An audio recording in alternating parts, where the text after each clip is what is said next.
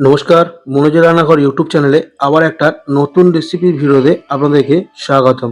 তো চলে এসেছি আজকে নতুন রেসিপি হানি বাটার গার্লিক চিকেন।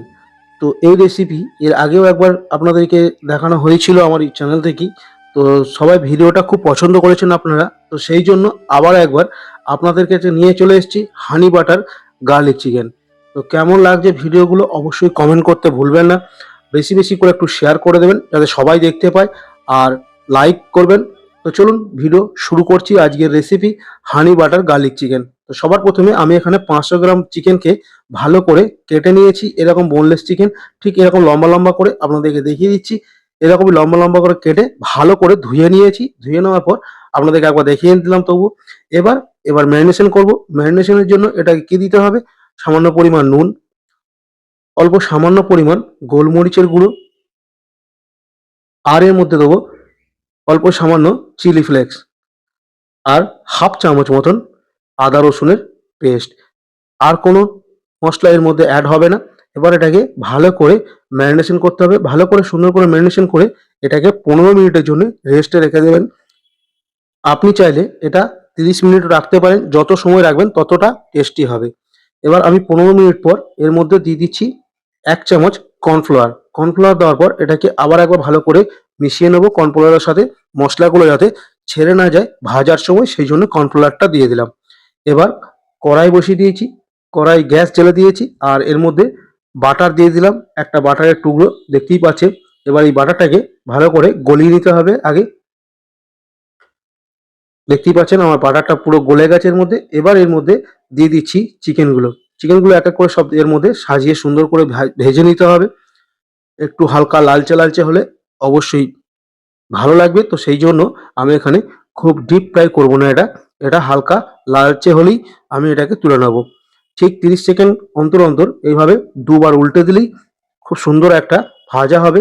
আর দেখবেন বাটারটা যেহেতু দেওয়া আছে, তো সেই জন্য এর যে গন্ধটা খুব সুন্দর একটা গন্ধ আসবে।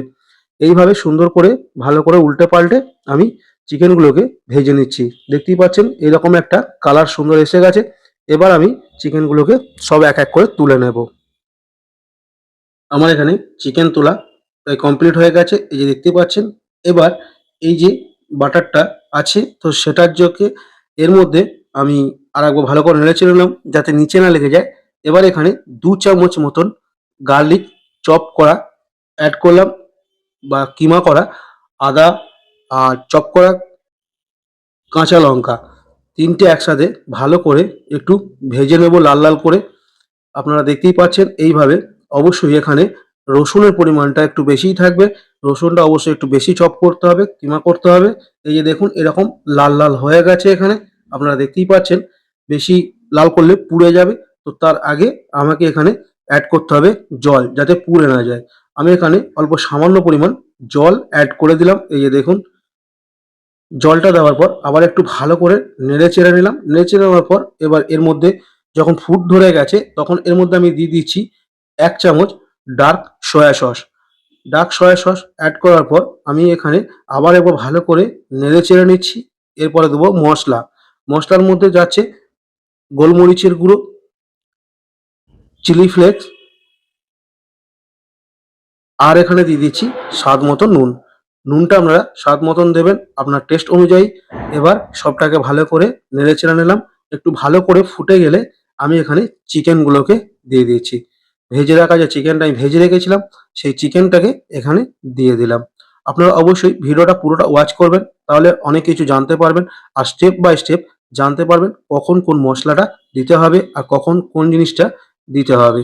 তো এইভাবে সুন্দর করে ভালো করে একবার নেড়ে চেড়ে নিলাম। নেড়ে চেড়ে নেওয়ার পর যখন খুব জোর ফুট ধরে গেছে ১ থেকে ১.৫ মিনিট পর আমি এর মধ্যে অল্প সামান্য পরিমাণ দেখতেই পাচ্ছেন কর্নফ্লাওয়ার অ্যাড করে দিলাম। এটা কর্নফ্লাওয়ার আগে থেকে একটু গুলে রেখেছিলাম, তো সেটাই আমি অ্যাড করে দিলাম যাতে গ্রেভিটা থিকনেস হয়। আর এই রেসিপির জন্য কোনো রকম গ্রেভি হবে না, এটা ড্রাই আইটেম। তো সেই জন্য আমি এখানে পুরো দেখতেই পাচ্ছেন পুরো ড্রাই ড্রাই হয়ে গেছে, কত সুন্দর। এবার আমি গ্যাসের ফ্লেমটা বন্ধ করে দেবো। তার আগে দিয়ে দিচ্ছি এখানে হানি বা মধু। যেহেতু এই রেসিপিটা হানি লেমন, তো সেই জন্য দেখতেই পেলেন আমি দিয়ে দিলাম। এবার ভালো করে একটু নেড়ে চেড়ে নিলাম যাতে মধুটা পুরোটা মিক্স হয়। আপনি মিষ্টি অনুযায়ী মধু দিতে পারেন। এটা একটু হালকা টক মিষ্টি হবে। তো সেই জন্য রসুনের ফ্লেভারটাও আসবে। দেখুন কত সুন্দর হয়েছে। এবার আমি প্লেটে সার্ভ করব। গ্যাসের ফ্লেম অফ করে দিয়েছি আপনারা দেখতেই পাচ্ছেন। এবার প্লেটে আমি সার্ভ করব। আপনারা ভিডিওটা কোথা থেকে দেখছেন অবশ্যই কমেন্ট করে জানাবেন। ভিডিওটা আপনাদের কেমন লাগলো রেসিপিটা অবশ্যই সেটাও জানাবেন। আর অবশ্যই বাড়িতে সন্ধ্যেবেলায় স্ন্যাক্সে এই রেসিপিটা আপনারা তৈরি করতে পারেন। বড়, বড় রেস্টুরেন্টে এইরকমভাবেই তৈরি হয় বাটার গার্লিক চিকেন। তো আপনিও শিখে গেলেন। কেমন লাগলো ভিডিওটা অবশ্যই কমেন্ট করুন, লাইক করুন, বেশি, বেশি করে শেয়ার করে সবাইকে দেখার সুযোগ করে দিন। চ্যানেলে নতুন হলে অবশ্যই চ্যানেলটা সাবস্ক্রাইব করে পাশের বেল আইকনটা অল করে দিন। তো যখনই আমি নতুন, নতুন রেসিপি ভিডিওগুলো ছাড়বো যাতে সবার আগে সবার ১ম আপনার কাছে নোটিফিকেশন যায়। তো সবাই ভালো থাকুন, সুস্থ থাকুন। দেখা হচ্ছে এরকমই নতুন আরেকটা রেসিপি ভিডিওতে। ততক্ষণের জন্য টাটা, বাই।